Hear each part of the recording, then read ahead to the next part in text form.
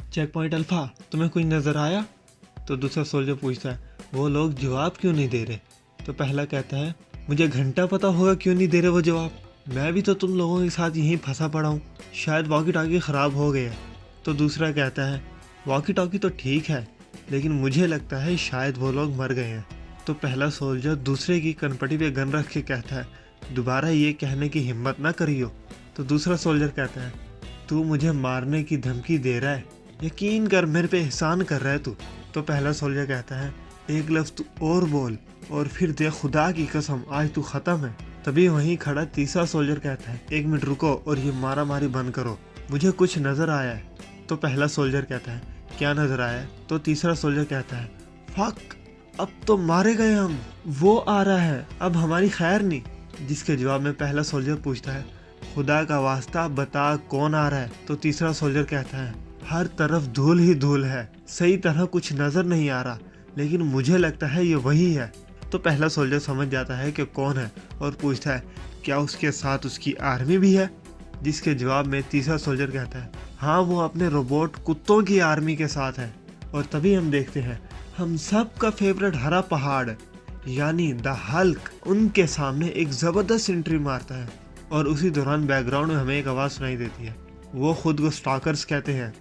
वो दावा करते हैं कि वो कनेक्टिकट के हुक्मरान हैं, लेकिन हकीकत तो यह कनेक्टिकट में अब कुछ रहा ही नहीं। मैं अब यहाँ का इंचार्ज हूँ और मेरा ही कानून चलेगा और मैं बेइज्जती बिल्कुल बर्दाश्त नहीं कर सकता। सारे सोल्जर्स मिलकर हल्क पे हमला करते हैं, लेकिन हल्क को इन मामूली सी गोलियों से कहाँ फ़र्क पड़ना था। और हल्क कहता है, तुम्हारे यूं चीख चीख के हमला करने से कोई फ़र्क नहीं पड़ता, तुम्हारे दुश्मनों की ज़िंदगियाँ बेमानी हैं, अपनी जीत के लिए खून बहाना ही पड़ता है। और तभी हम देखते हैं हल्क अपने कुत्तों की आर्मी से उन पे हमला कर देता है। सबको मारने के बाद उन रोबोट्स का कमांडर हल्क से कहता है, सर सब मारे गए। तो हल्क पूछता है कि बच्चे भी मारे गए या जिंदा है? तो कमांडर कहता है, कुछ बच गए हैं, लेकिन कुछ मर भी गए। जो बच गए हैं क्या उन्हें भी हम मार दें? तभी हल्क कहता है, बच्चों को मार दे? हम हैवान नहीं है जो बच्चों को मारें, मुझे उनके पास ले चलो।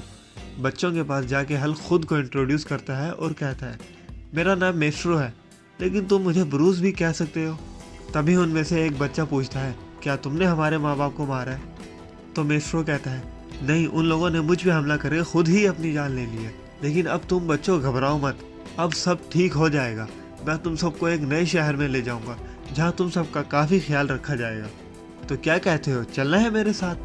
और ये सुनते ही बच्चे मेस्ट्रो के मुंह पे थूकते हैं और चाकू छुरियाँ निकालते हुए कहते हैं, भाड़ में जा तूने हमारे माँ बाप को मार दिया और तू चाहता है कि हम तेरे साथ चलें? ये सुनते ही मेस्ट्रो वापसी अपना रास्ता नापता है और कमांडर को कहता है, तूने इनका जो करना है कर ले, मुझे फ़र्क नहीं पड़ता। और फिर हम देखते हैं मेस्ट्रो के कुत्ते उन बच्चों को भी मार देते हैं।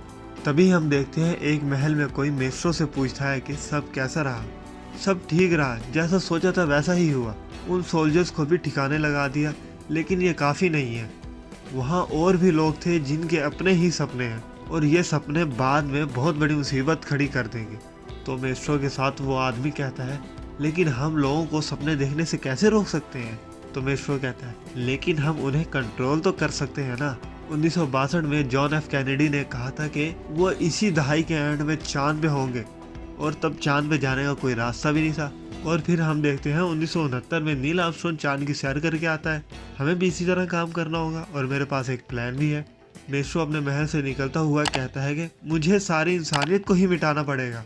मेस्ट्रो को बाहर आता देख के महल में मौजूद लड़कियां मेस्ट्रो से कहती हैं, मेस्ट्रो तुम कहाँ थे? हम तुम्हारा कब से इंतजार कर रहे थे।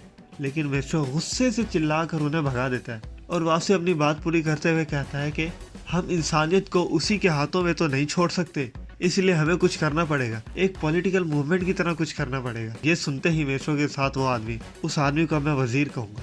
तो वजीर मेस्ट्रो से कहता है, रिपब्लिकन्स और डेमोक्रेटिक्स की तरह? तो मेस्ट्रो कहता है, ये तो कब की मर गई, हम एक नई मूवमेंट चलाएंगे जिसका नाम पोस्ट एपोकलिप्टिक एग्जिस्टेंस होगा। शॉर्ट में पैक्स। अब से किसी किस्म का भेदभाव नहीं होगा, सब लोग मुझे और पैक्स को जवाब दे होंगे और जो ये नहीं मानेगा उसे मौत के घाट उतार दिया जाएगा। तो वजीर कहता है, लेकिन सर आप तो डिस्टोपिया के किंग हैं, स्टाकर्स को भी आपने मार दिया और वेस्टलैंड के किसान तो वैसे ही मुश्किलों में जिंदगी गुजार रहे हैं। आपको क्या जरूरत है इस चीज की? तो मेस्ट्रो कहता है जरूरत है, और हम वाशिंगटन डीसी से शुरू करेंगे। वहाँ बहुत से लोग छुपे बैठे हैं और उनके पास लंबे अरसे के लिए राशन भी मौजूद है। डिस्टोपिया के लिए बहुत फायदे का सौदा होगा। तो वजीर पूछता है, तो क्या अब हम डीसी को हथिया लेंगे क्या? नहीं, पहले हम उन्हें पैक्स ज्वाइन करने का मौका देंगे, और अगर उन्होंने पैक्स को ज्वाइन ना किया तो फिर हम उन्हें हथियाएंगे। लेकिन ये इनविटेशन उन तक पहुंचाएगा कौन? वजीर पूछता है। तो मेस्ट्रो कहता है कि मुझे हंसी आ रही है तूने ये सवाल पूछा, तू ही जाएगा मेरा पैगाम उन तक पहुंचाने। तभी हम देखते हैं कैमरे से कोई डिस्टोपिया में मारे गए सोल्जर्स को देख रहा होता है और कहता है कि इस सब की वजह से बहुत ही मुश्किलात आ सकती हैं, और देखने में वो अनजान इंसान डॉक्टर डूम जैसा लगता है। और यही मेस्ट्रो वार एंड पैक्स का इशू नंबर 1 का पार्ट 1 खत्म होता है। और बाकी पार्ट्स के लिए सब्सक्राइब करके नोटिफिकेशन बेल लाजमी ऑन करें ताकि अगले पार्ट्स का आपको पता चल सके। तब तक के लिए स्टे हैप्पी, स्टे सेफ। आपसे मुलाकात होगी अब नेक्स्ट वीडियो में।